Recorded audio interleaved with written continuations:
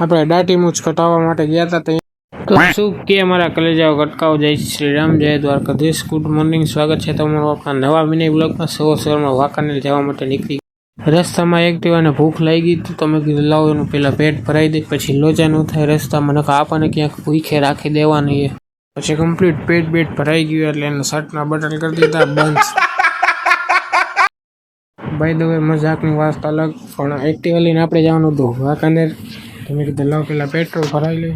એક્ટિવામાં company petrol ભરાવી લીધું, પછી અહીંયાથી એક્ટિવા કાઢીને નીકળી ગયા. એમાં આપણે રફડિયા પહોંચ્યા. તમે કીધું લાવ બ્લોગ શૂટ કરી લઉં, તો બ્લોગ શૂટ કરવા માટે મસ્તીનું ચશ્માનું માસ્ક પહેરીને ગયો, સ્વેટરે પહેર્યું. તમે પવન લાગે એના કરતાં પહેરી લેવું સારું.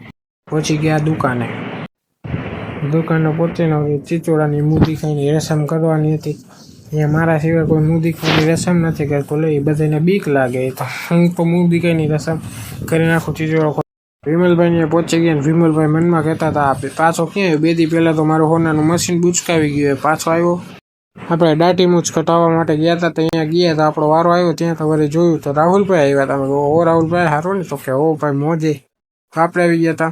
જ્યાં દાઢી કરતા હતા તો મને લાગતી હતી બીક. મને લાવ વિડીયો ઉતાર લો. મેં કીધું વળી ક્યાંક ગળામાં મારી દઈએ તો મેં કીધું એનું હોનાનું મશીન ચોરી ગયું એટલે મારી પાસે પ્રૂફ રહે ને. ત્યાં વળી મોટું થોડું ઓહો આવું કરે.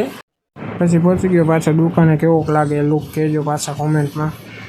પછી અહીંયા વળી કાકાનું બાઇક લઈને નીકળી ગયા આપણે ને રાહુલભાઈ ગામમાં જવા માટે, કેમ કે આપણે લેવાનો તો બરફ લેવા માટે નીકળી ગયા. ત્યાંથી પછી પાછા આવીને થોડું કામ પતાવીને આપણે નીકળી ગયા મોરબી જવા માટે.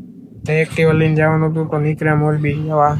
મોરબી પહોંચ્યા ને ટ્રાફિક કે મારું કામ ભાઈ. પુલ ઉપર કેટલું ટ્રાફિક હતું, નીચલા પુલે ભાઈ. હું કંટાળી ગયો, મને રોવું આવી ગયું. મેં કીધું ગાવ આવી જાય તો સારું ટ્રાફિક યાર.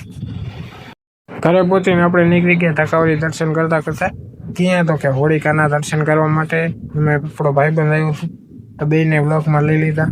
આપણે જવાનું હતું હોલિકાના દર્શન કરવા માટે, કે આજે હોલિકા દહન થાય એના માટે. તમે આ જેથી બ્લોગ જોવો તેથી ગ્રહણ હશે ને બીજે દિવસે રંગથી રમવાનું હોય તો હેપી ધૂળેટી મારા પરિવાર તરફથી. જે હોળી પ્રગટી હોય એમાં નારિયેલ નહીં, એમાં મેકવાનું હોય, એટલા માટે અમને મેકી દીધું નારિયેલ નહીં. અને એમાં આટો ફરવાના હોય તો આપણે આટવા ફરતા હતા ને આપણને તાપ લાગતો હતો, પણ મનમાં રાતે ચાલુ જ હતું. નામ જપ ચાલુ રાખ્યું તો આપણને તાપ ઓછો લાગતો હતો. પછી અહીંયાથી મસ્તીના દર્શન કરી લીધો ને કીધું હવે નેગેટિવ દૂર રાખીને યુટ્યુબમાં સક્સેસ કરે.